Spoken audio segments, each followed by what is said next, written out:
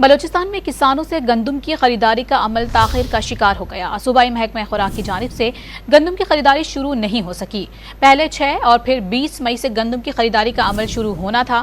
کیا وجوہات ہیں، جانیں گے ڈان نیوز کے نمائندے عبداللہ زہری سے۔ جی عبداللہ زہری بتائے گا۔ جی بالکل، گندم کی خریداری کے حوالے سے بلوچستان گورنمنٹ کی جانب سے نصیر آباد ڈویژن کے اراکین اسمبلی پر مشتمل ایک کمیٹی بھی قائم کی گئی ہے۔ تاہم 2 مرتبہ اس حوالے سے اخبارات میں اشارات بھی دیے گئے تاکہ گندم کی خریداری ہو سکے، لیکن گندم کی خریداری اس وقت بھی تعطل کا شکار ہے۔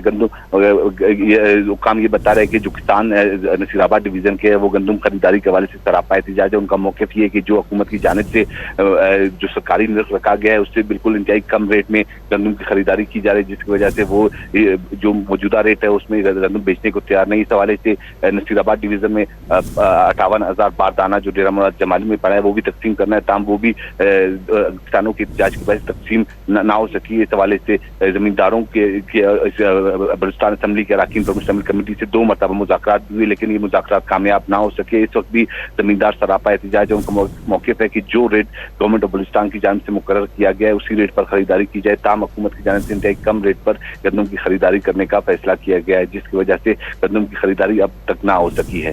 بہت شکریہ عبداللہ زہری، آپ کا تمام تر تفصیلات سے آگاہ کرنے کے لیے۔